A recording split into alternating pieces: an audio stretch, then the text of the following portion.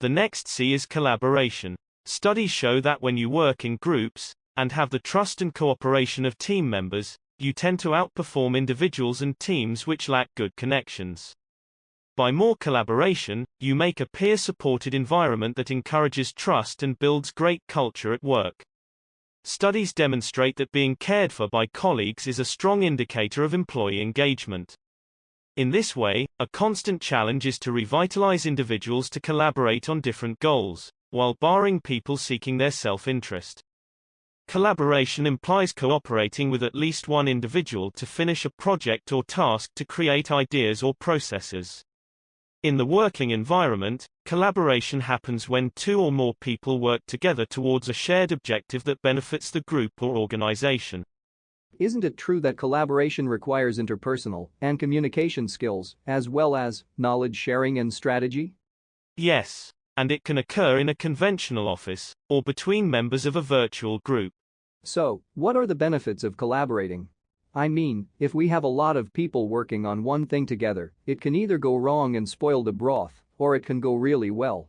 Is it worth taking the risk, Professor? There are several benefits of collaboration. Being collaborative has several advantages for you, as well as your team and employer. It helps in solving problems and examining the big picture. Collaboration brings together a lot of ability, including professionals over a wide scope of aptitudes and knowledge. This benefits you from a variety of perspectives. At the point when you can leverage multiple people's expertise, you will probably solve problems quicker and drive better results long term. Working collaboratively can assist you with getting more aware of your strengths as well as your weaknesses. This will help you utilize your best skills, and recognize which areas you may require assistance from individuals with various mastery. Subsequently, you and your teammates can work better together to fill in competency gaps. You learn things from other colleagues every time you meet up, which facilitates the creation of an association that values collaboration, encourages steady teaching and learning. You eventually feel secure knowing the environment provides opportunities to grow and develop, and you will likewise feel persuaded to expand your skill set outside your present employment obligations. It is easier to cooperate to complete tasks and comply with deadlines when you have the backing of your team. Many individuals cooperating can divide tasks in a way that utilize each individual's prominent strengths. Rather than struggling through tasks you're not comfortable doing, you can focus your energy where you excel and get prompt feedback on your thoughts from others. Then how can we improve our collaboration skills? In this lockdown, it has become even more difficult to collaborate since everything is happening virtually. Set clear goals and objectives. When you are leading a project, it is fundamental that you start by defining quantifiable and clear objectives. Everyone should be able to understand the vision behind the project, as well as how you will be determining success. Establishing transparency builds trust and motivates further collaboration. Moreover, distinguishing objectives before you start a task will guarantee everybody is focused on progress and aligned with a common purpose. Remember to convey your intentions when working with others. Always be certain to express your intentions before you start handling a task. Tell your colleagues what you are doing, and set realistic expectations about the course of events. Then, be certain to fulfill your promises. Due to any unexpected events, if you are not able to deliver results as expected, communicate these changes too. Listen and learn to compromise. When you are working closely with others, it is fundamental you listen closely to each member's thoughts, feedback and advice, and be considerate and respectful while reacting. While you may have your own ideas regarding the direction of an undertaking or how the team ought to perform each task, it is important you take others' opinions into account too. Often, the most ideal approach for varying perspectives is to arrive at a compromise. Overcome challenges and tackle problems without relegating fault. Sometimes when working with others, issues emerge, or individuals commit mistakes. In these situations, it is important to calmly examine the issue as a group without accusing any member. Rather, focus your energy around cooperating to discover solutions. To upgrade collaboration, it is significant you are willing to pardon mistakes when others make them and assume liability when you make a mistake. This helps build trust and ensures everybody feels comfortable conveying, even if they do something wrong. Be open-minded. To be a successful associate, you should stay open to groundbreaking thoughts. Often, your friends will arrive at different conclusions than you, or build up an alternate way to deal with projects. It is important that you recognize others' contributions and consider their inputs without judgment. Celebrate collaboration and related successes. For effective collaboration, it is important to take the time to acknowledge results and celebrate positive outcomes as a group. In case you are dealing with a group, setting up performance rewards or bonuses for such collaborative efforts to show teamwork is just as significant as individual accomplishment. Yet, regardless of whether you are in a position of authority or not, it is important that you make some effort to remember achievements with your colleagues. Understanding the meaning of collaboration, its significance, and some best practices for collaborating more will definitely help us be more successful in a team environment. By utilizing these tips and information, we can build up the fundamental communication skills for delivering positive outcomes and creating a more inspiring workplace. But for these, there's one thing which I feel is missing. May I guess, Professor? Absolutely, go ahead. That the next C is confidence. Precisely. You really are getting smarter as we get deeper into the course. Essentially, confidence is knowing what you are good at, the value you provide, and acting in a way that conveys this to those around you. Having strong communication skills is an effective way to be more confident while expressing yourself. A lack of these skills and the corresponding lack of confidence could lead to performance anxiety, which in turn will reduce your effectiveness as a leader.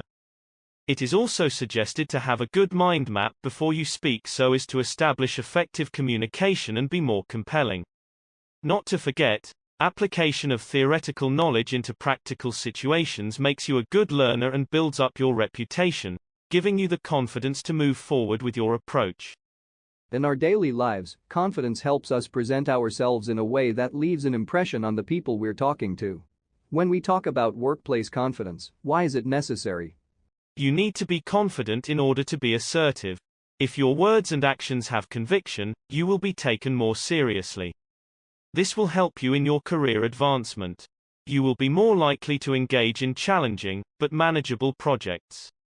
This will further expand the boundaries of your comfort zone, encourage you to aim and achieve new goals. In particular, employers will know that they can trust you with a venture, and that you will motivate others as well. Confidence allows you to speak concisely and with clarity. People who communicate with confidence can convey what they want to their clients and co-workers in an efficient manner. It is very important for career advancement. Since you also mentioned self-confidence in your question, let me tell you it is a skill everyone needs. It is important to express yourself freely and make an enduring impact on the minds of employers during interviews and meetings. Because of the relationship between self-confidence and competency, individuals effectively confide in self-confident individuals. Because of this, substantial projects and important agreements are regularly granted to profoundly confident employees. It is a driving variable that spurs business visionaries and pioneers on to start new tasks. It gives you the ability to take autonomous, however extraordinary, choices in your organization or field of work.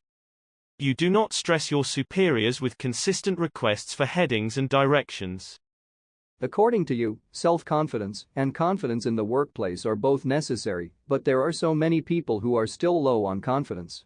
They may struggle to be assertive and present themselves confidently. What would you tell them to do? The first thing I would tell you to do is change your perspective.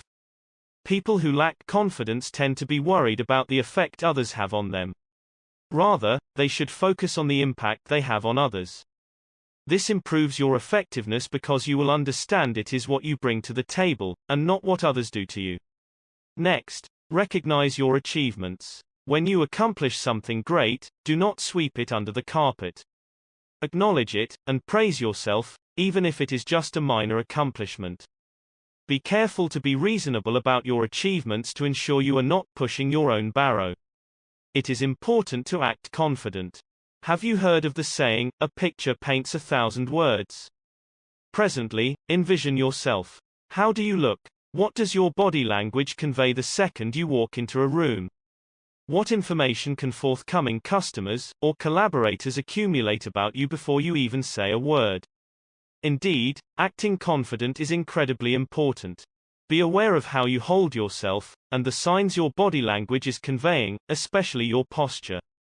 With the job market getting more competitive, the most ideal approach to stand out is to show your confidence in the workplace.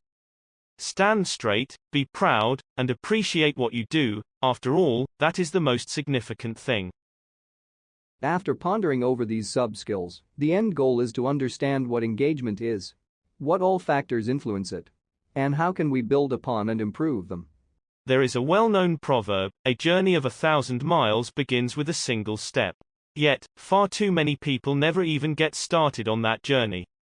We are well acquainted with the fact that long-term goals cannot be accomplished in a single day. The only way you can do it is by consistently making little strides in the direction of your dreams. Look for simple ways you can connect positive new habits to the things you are already doing.